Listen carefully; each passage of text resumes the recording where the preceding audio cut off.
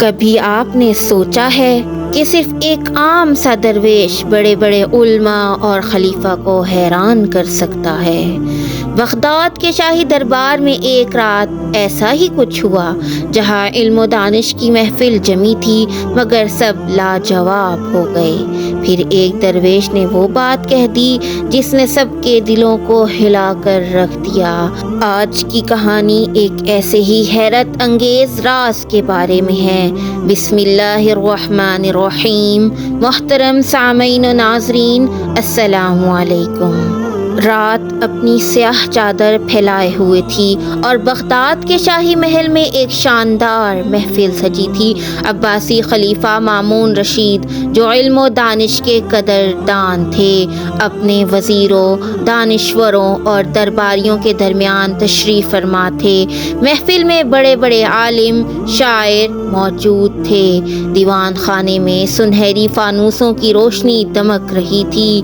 خلیفہ کے چہرے پر متانت اور گہری سوچ کے سائے تھے۔ ایک عالم پیچیدہ فقہی مسئلہ بیان کر رہا تھا مگر کوئی بھی اس کا مکمل حل پیش نہ کر سکا۔ سب ایک دوسرے کی طرف دیکھ رہے تھے کہ اچانک دربار کے کونے میں بیٹھا ایک عام سا درویش، جو خاموشی سے سب سن رہا تھا، آہستہ سے مسکرایا۔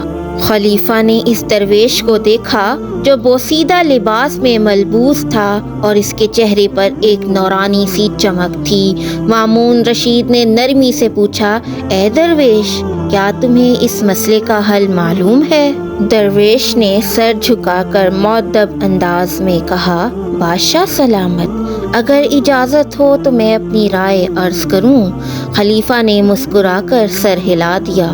تب درویش نے وہ مسئلہ اس انداز میں بیان کیا کہ سارا دربار حیران رہ گیا۔ اس کی گفتگو میں ایسی حکمت اور دانائی تھی کہ بڑے بڑے علماء بھی خاموش ہو گئے۔ خلیفہ حیرت میں تھے اور دربار میں سرگوشیاں ہونے لگیں۔ یہ کون ہے؟ کہاں سے آیا ہے؟ خلیفہ مامون رشید کو اس درویش کی عقل و دانش نے بے حد متاثر کیا۔ انہوں نے درویش سے پوچھا، اے دانا مرد، تم نے یہ تمام علم کہاں سے حاصل کیا؟ درویش نے ایک گہری نظر خلیفہ پر ڈالی اور مسکرا کر کہا، بادشاہ سلامت، علم کتابوں میں ہے لیکن حکمت تجربے میں چھپی ہوتی ہے۔ میں ایک مسافر ہوں، دنیا کے مختلف شہروں میں گھوما ہوں اور علم کی جستجو میں خود کو کھو چکا ہوں، مگر حقیقت یہ ہے کہ سب سے بڑی دانائی یہ ہے کہ انسان جان لے کہ وہ کچھ نہیں جانتا۔ خلیفہ نے سر جھکا کر کہا، بے شک یہی سب سے بڑی دانائی ہے۔ اس رات خلیفہ نے درویش کو دربار میں رہنے کی دعوت دی مگر درویش نے شکریہ ادا کرتے ہوئے کہا، بادشاہ سلامت، میں صرف ایک مسافر ہوں، میرا راستہ مجھے آگے بلاتا ہے، مگر یاد رکھیے علم کا حق وہی ادا کرتا ہے جو اسے دوسروں تک پہنچا دے۔